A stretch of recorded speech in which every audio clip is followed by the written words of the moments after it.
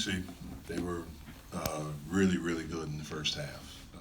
We could never overcome that. They shot the heck out of it, obviously, to shoot 58% from the field, 64 from three, and 11 made threes. Disappointed in us defensively. That's where we've probably been the best this year. And in two consecutive halves, the second half against Vanderbilt when they shot 59%, and then the first half here for them to shoot 58. It's a shame because it was our best offensive performance. We were able to make 8 threes in the first half, and to score 44 points, to have 77, which is the most we've had all year. It's disappointing that it's in a loss. I thought defensively we were a little bit better in the second half, but we just could never overcome that initial first 20 minutes of how they bombarded us with threes. So, got some good things to learn from. We did some good stuff, but we got to get back to work, and we got to be able to put it all together. What fell short in the 3-point defense, you think? They were able to get penetration. They were able to get to the middle. They were able to get out in transition and got some there. But I think a lot of it in the first half, just they were able to get the ball to the middle. And one of the things we talked about coming into this game was containing penetration. And we didn't do a good job of that. Rogers was able to penetrate when we tried to go zone. The ball got to the middle, and then they were just spraying it out. We didn't fight a couple times to get over top of a ball screen, so now they overloaded the side, and they were able to get the ball to the corners. Again, just some breakdowns on our part, and we knew they were a really good shooting team. They were made 16 in their last game. They shoot 27 a game, but we just, again, for them to make 11 in the first half is not who we've been.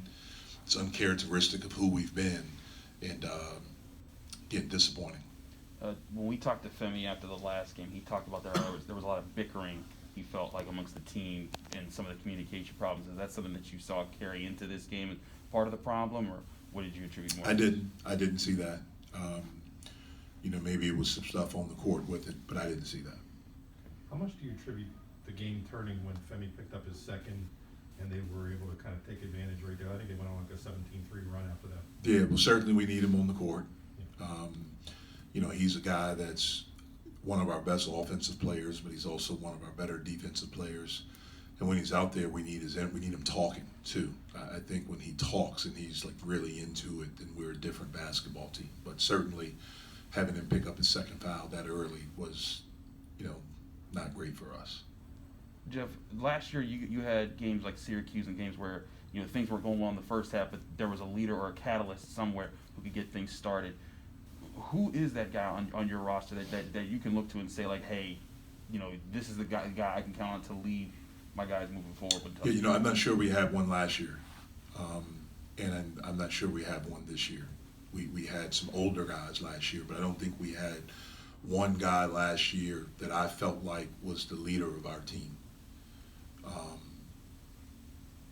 I don't think we had that, and I don't think we have one guy this year that stepped up and, hey, this isn't going to happen, or we have to do this, or this is not going to happen to us anymore. Unfortunately, we haven't had that.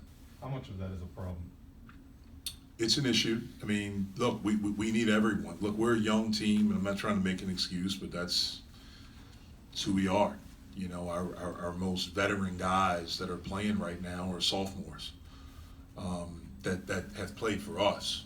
We certainly have some older guys that transferred in, but have played at this level, played at Pitt, played in the ACC. They're sophomores, and so it's a learning experience for them.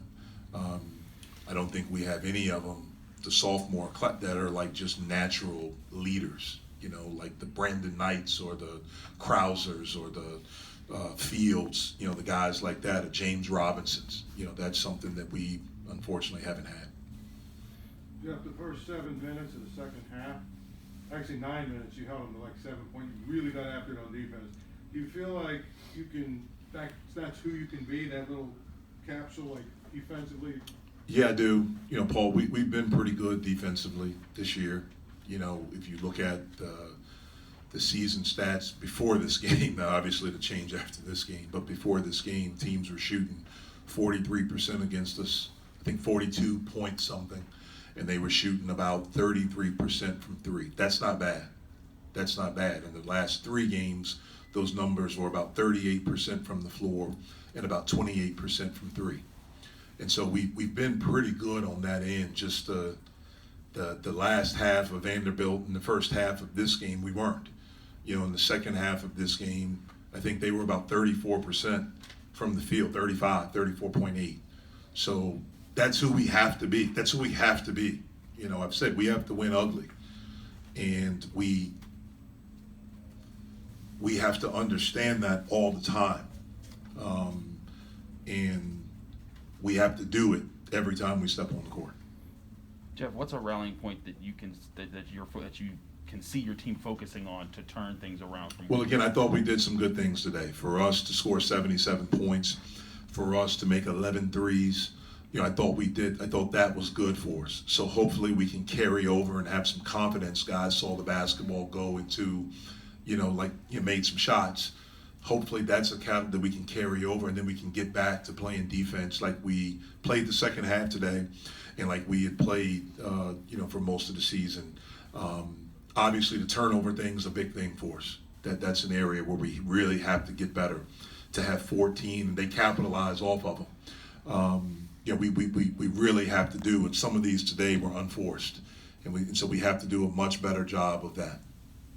Jeff, Jim was saying that they ran a lot of different guys at John to try to keep him out of the paint. How much did you guys recognize in the second half that he was your go-to, and how much does that maybe need to be part of the identity of this offense, is getting the ball inside to him?